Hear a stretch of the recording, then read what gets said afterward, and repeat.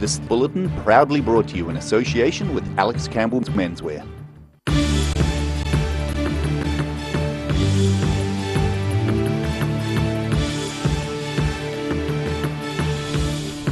Tonight on The South Today, crowds flock to the seaside township of Bluff to sample a southern delicacy.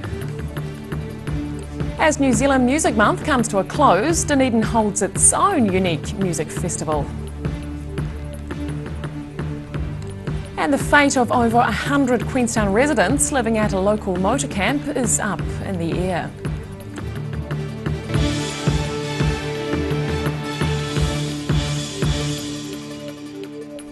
Good evening, I'm Holly Buchanan. Thousands headed south at the weekend for their fill of the famous Bluff oyster. The Bluff Oyster and Food Festival saw a capacity crowd of around 4,500 people chow down on the southern delicacies. Sharon Rees reports. They may have been packed in like sardines, but it was a different salty delicacy these food lovers were after. Thousands made their way south for the Bluff Oyster and Food Festival, joining long lines for a taste of the fresh southern seafood. The festival attracted people from all over the country, including National Party leader Simon Bridges, who wasn't wasting any time when it came to eating his fill. I had some oysters last night at a restaurant in Invis, and then today I've had paella, pork belly, a lot of oysters. I haven't had a beer yet, but that's going to wash it all down. Bridges said the festival was the best way to wrap up his tour of Southland and Otago. So I've been in Otago, Southland for 3-4 days, particularly touring around, doing big town hall style meetings, met a lot of people, had a lot of good feedback, so it's been worth doing. And then to just finish it with a bit of fun like this is really good. Food lovers were spoiled for choice at the festival, with scallops, freshly cracked kina and a unique take on Southland sushi. Organisers said around 20,000 oysters were consumed by the 4,500 people who attended. Tickets for next year's event went on sale at the close of the 2018 festival and are expected to sell out in record time. Sharon Rees, The South Today. And we will have more on the Oyster Festival later in the bulletin. More than 150,000 cattle will be culled in an effort to try and eradicate Mycoplasma bovis. The government has reached an agreement with farming sector leaders to try and be the first country in the world to eradicate the cattle disease. The cull will take 1 to 2 years, with a further 126,000 cattle to be put down on top of those already culled. Prime Minister Jacinda Ardern says it's a tough call, but they want to protect the national herd from the disease and the farming sector in general.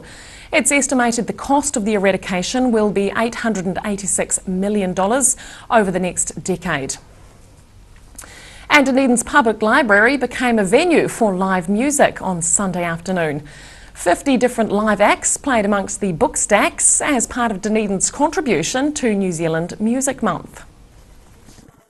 Anyone hoping for a quiet visit to the Dunedin Public Library yesterday afternoon might have been in for a bit of a surprise.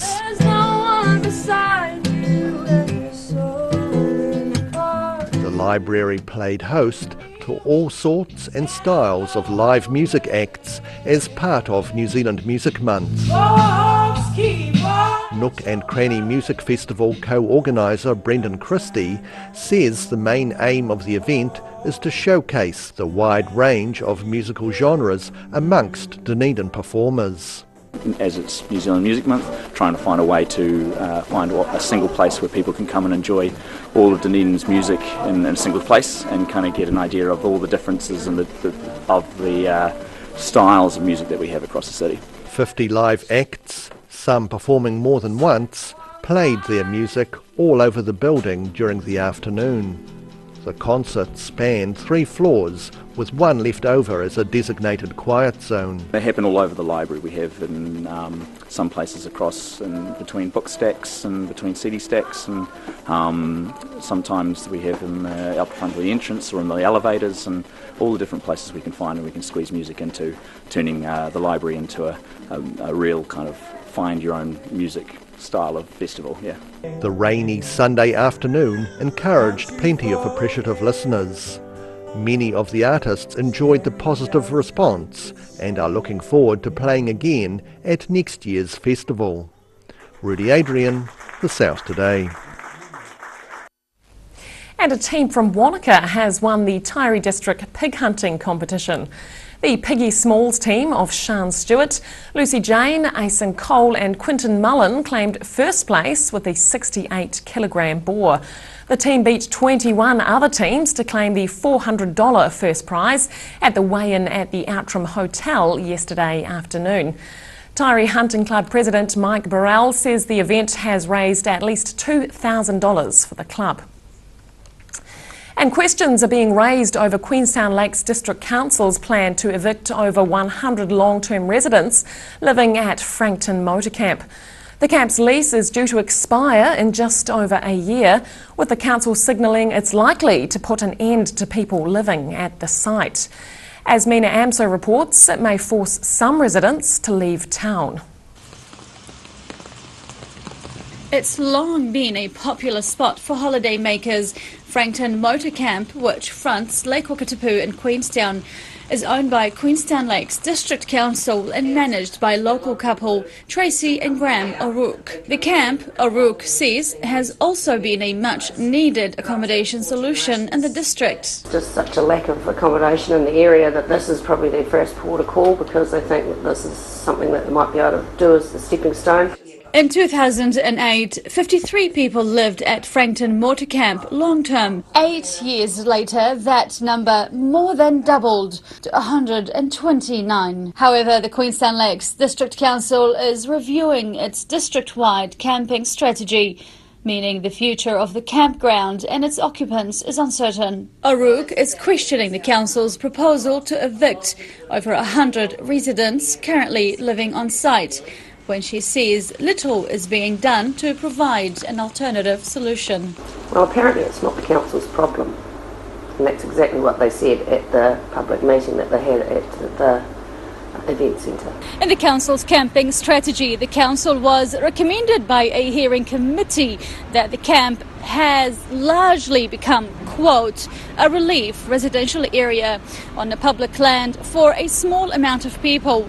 It also says it's not appropriate for a publicly owned reserve to be used to subsidise the cost of residential accommodation. In a statement, Queenstown Lakes District Council's General Manager of Community Services, Thunes Clowett, told The South Today, "We are unable to say what the future of the site will be, but it is unlikely that the current arrangement will continue. This means over 100 residents may have to find a new home by August next year." They do dispose of this camping ground.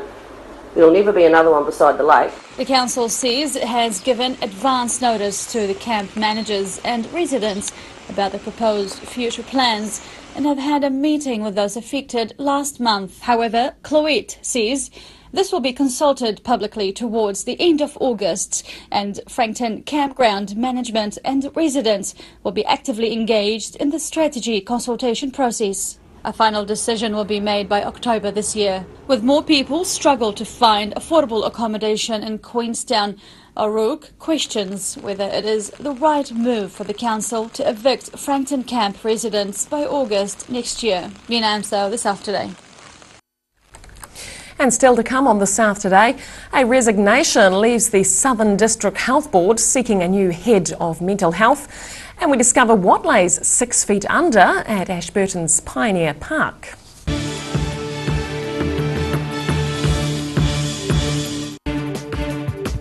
For all your news from the Southern Regions as it happens, go to our Facebook page. The South Today, connecting you with your community thanks to New Zealand On Air. Step into Shop on Carol and discover a shop full of treasures. We have a fantastic range of vintage and retro clothes, upmarket clothing labels, collectible items, beautiful jewellery, quality linen and the best range of vintage haberdashery.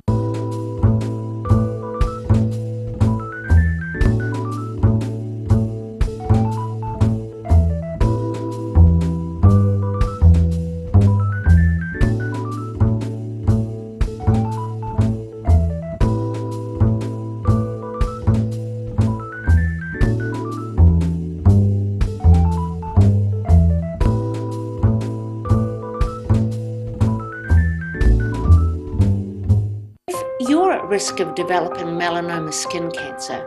You owe it to yourself to have a mole map. Mole Map is coming to your area. Phone today to make an appointment. It could save your life. It's on again, the Star Regent 24-hour book sale. Starts noon the 8th of June. Don't miss out.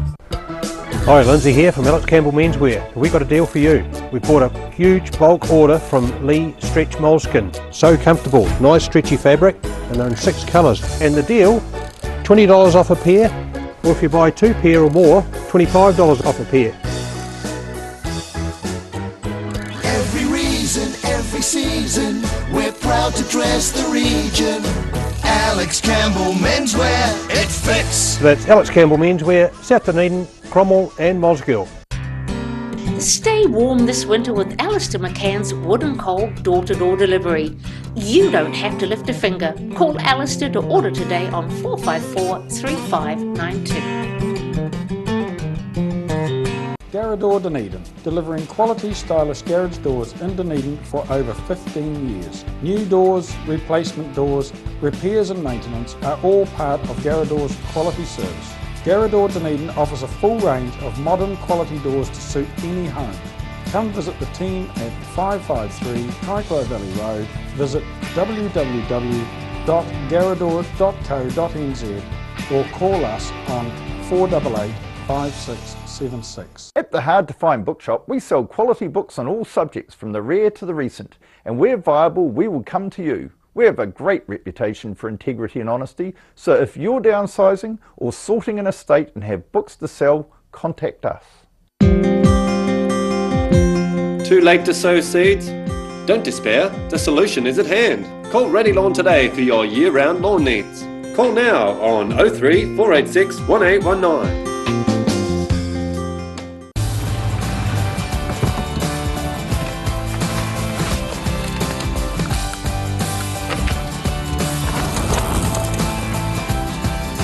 Helping New Zealanders to do more. Talk to MTF today. Being a big softie takes training. I've gone to great lengths to become even softer while still being strong and reliable. The new me is bigger and softer than ever. Cotton Soft. Softness and strength you can trust. Dunedin's top football on Channel 39, Saturdays at 7, Sundays at 2 and Tuesdays at 3:30.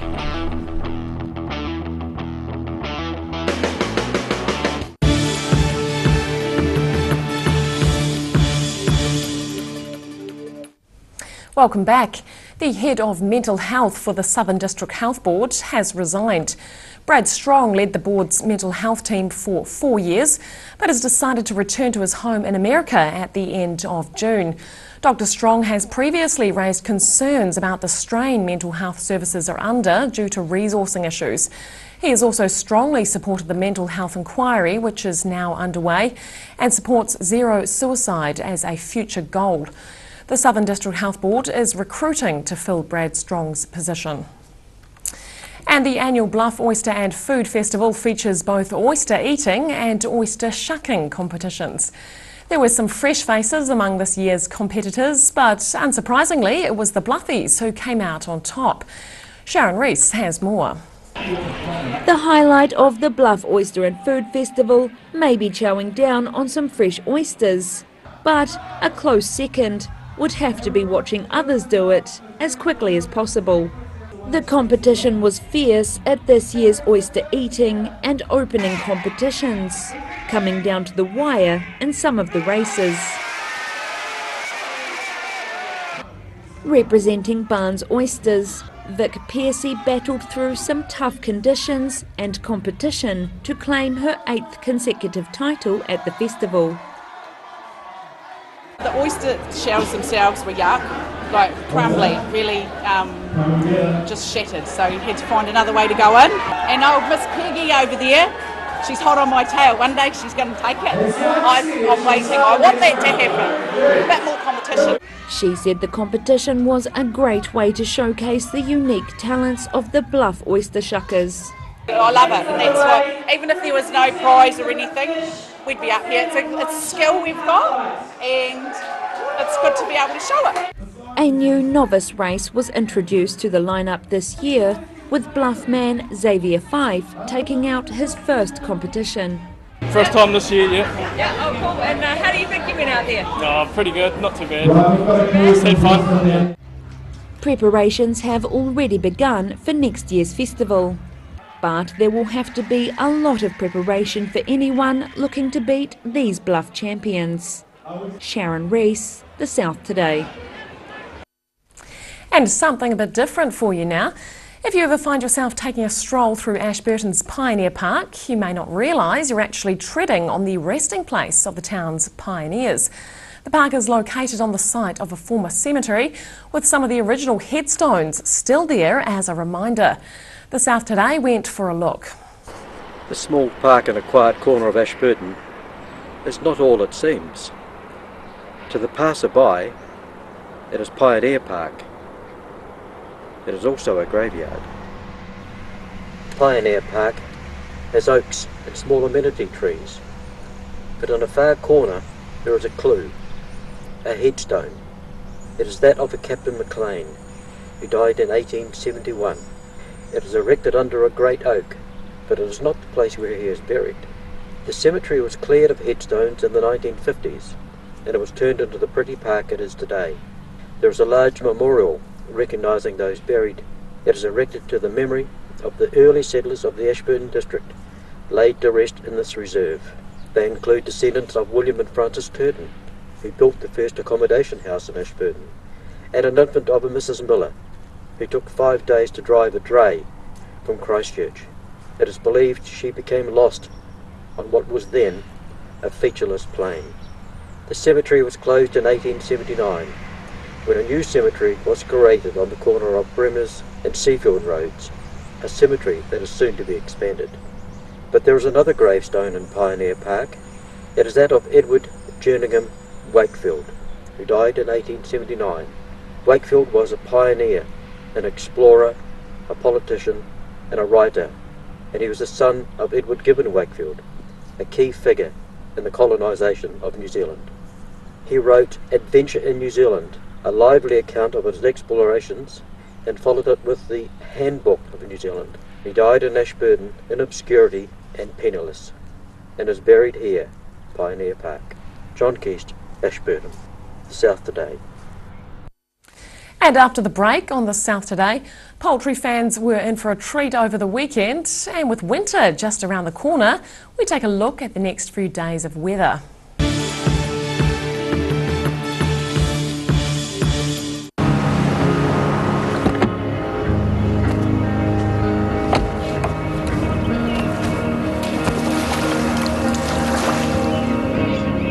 Helping New Zealanders to do more.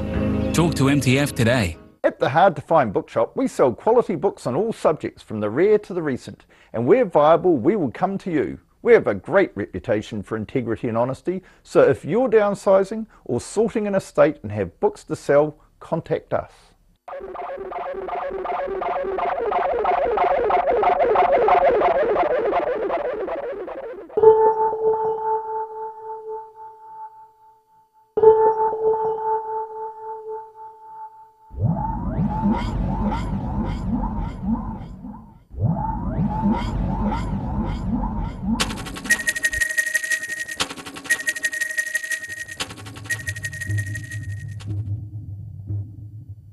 Step into Shop on Carrot and discover a shop full of treasures. We have a fantastic range of vintage and retro clothes, upmarket clothing labels, collectible items, beautiful jewellery, quality linen and the best range of vintage haberdashery. Hi, Lindsay here from Alex Campbell Menswear. We've got a deal for you. We bought a huge bulk order from Lee Stretch Moleskin. So comfortable, nice stretchy fabric, and they're in 6 colours. And the deal, $20 off a pair, or if you buy 2 pair or more, $25 off a pair.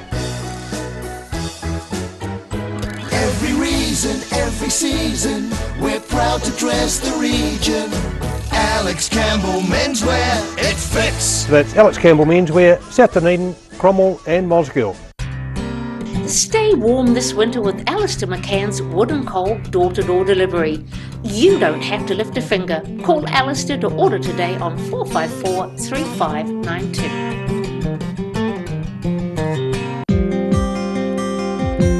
Too late to sow seeds? Don't despair, the solution is at hand. Call Ready Lawn today for your year-round lawn needs. Call now on 03 486 1819. It's on again, the Star Regent 24-hour book sale. Starts noon the 8th of June. Don't miss out. Join us! 7 p.m. Saturdays, 2 p.m. Sundays, 3:30 Tuesdays. Oakley's off the bar.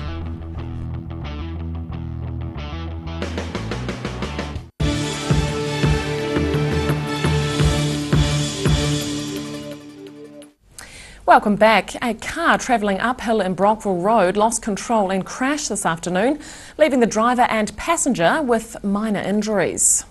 The accident occurred at around 12:30 p.m. between Stretlaw Place and Cockerell Street. Fire and Emergency New Zealand Senior Station Officer Pete Douglas says speed and wet road conditions are suspected to be factors in the crash.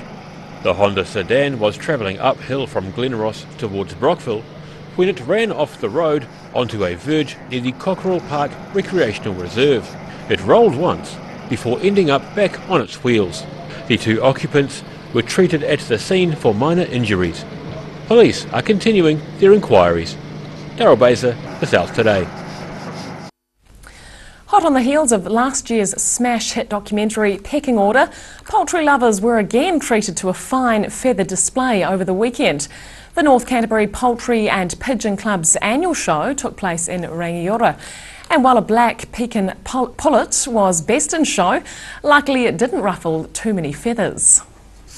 From bantamweights to Araucana fowl, bird fanciers of a feather flocked together at the North Canterbury Poultry and Pigeon Club's annual show at the weekend.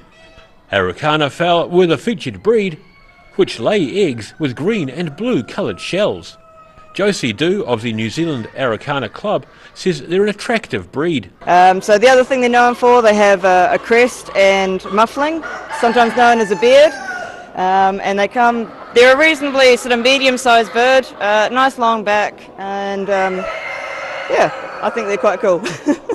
Mark Lilly, who featured in last year's poultry documentary Pecking Order, is a probationary judge for the event and says some of the birds have beautiful plumage. Well, this is what I put forward as the best Orpington. It's a beautiful blue. It's a darker blue. It's got some beautiful lacing, and when she's standing in the pen and all that, she's very, very round.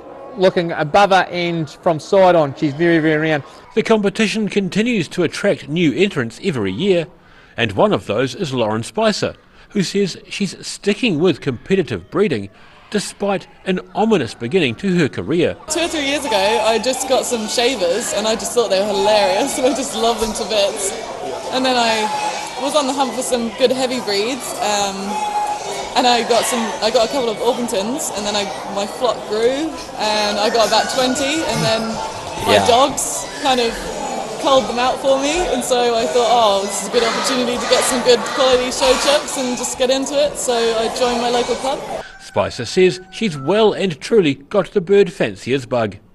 But as with all competitions, to the winner go the spoils, with this Old English game fowl and this duckwing game cock being among the best in show. Daryl Baser, The South Today. And now recapping tonight's top stories on The South Today. The Bluff Oyster and Food Festival saw a capacity crowd of around 4,500 people chow down on the southern delicacies. Around 50 different live acts played amongst the book stacks as part of Dunedin's contribution to New Zealand Music Month at the Nook and Cranny Festival. And questions are being raised over Queenstown Lakes District Council's plans to evict over 100 long-term residents living at Frankton Motor Camp. And now a look at what's happening in tomorrow's ODT. Welcome, Craig. Hi. Yeah, big announcement today, of course, with the government and its plans for Mycoplasma bovis, the cattle disease. Announcing they're going to have a staged eradication of the disease. An estimated 150,000 cattle to be destroyed over the next couple of years at a cost of around $880 million. So our farming reporter Sally Ray's all over that story for tomorrow. She's talked to the industry. A lot of the industry seem to be in support of the government here. really, this is their one shot they've got to try and eradicate this disease. So that if they don't take it now, then we're stuck with it for good. So, exactly right. Yeah, and we've also spoken to a Southland farmer who's lost about 1,500 calves in the last 12 months. They had a calf rearing business, purchased 400 cows from a diseased farm, and of course it spread, and they started dropping like flies. So he's really supportive of this decision and just really hopes they can do something about it pretty quickly. It's good news for skiers that Cardrona is opening for business this weekend. It's earliest in history. They had about 90 centimetres of snow in recent days, so they thought too good an opportunity to miss. So they're going to open for 2 days and then close up and prepare for a formal opening on June 16. So, but good chance to get out there and taste some snow if you want to. Sure is. Travel pages. Sarah Marshall's visited Buenos Aires and gives us 7 reasons to visit the city, one of those being the amazing steaks. So, yeah, very nice. And sport, we talked to Highlanders assistant Glenn Delaney ahead of this big clash this weekend against the Hurricanes in Dunedin on Friday night. Highlanders have been a bit stuffy in recent weeks, struggled at the weekend to get a win, and of course the Hurricanes as well, they struggled against the Crusaders, will have a point to prove. But the good news for the Highlanders is all their players will be back, all their All Blacks, so we'll be at full strength and hopefully can knock them over. Sounds good. Thanks very much, Craig. And time now for a look at tomorrow's chilly weather. Tonight's weather proudly brought to you by Mole Map. Starting with today's southern view, taken of Dunedin City. And looking at the situation, an anticyclone will bring fine frosty weather for most of this week as the cold southerlies of the weekend depart for the Pacific. To the southern outlook, Balclutha, Catlins, Gore and Lumsden can expect light winds with clear skies and a high of just 6 degrees across the board. Travelling westwards to the Central Lakes, clear skies with light winds for everyone. Alexandria left to shiver with a high of 5 degrees. Te Anau and Wanaka not much warmer at 6, and Queenstown warmest at 7 degrees. Looking at the northern towns, Oamaru and Timaru can expect light winds, skies clearing with a high of 8 degrees. Omarama and Twizel are in for light winds, fine and a high of 7. And in Dunedin, it'll be mostly cloudy tonight with an overnight low of 5. Tomorrow sees cloud breaking and sunny periods increasing with cold winds dying out and frosts tomorrow night. 8 and a low down to -1. And it should be fine and sunny on Wednesday with frosts and light winds, but with an overnight low down to -2. Don't forget the electric blanket. And in Invercargill, it'll be cloudy tonight with an overnight low of 4. Tomorrow should become fine and sunny during the day with cold winds dying out. Frosty tomorrow night, 8 and -3.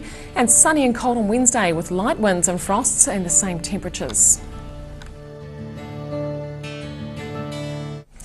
And that's it from the team here at the South Today. Stay warm and we'll see you again at the same time tomorrow. Good night.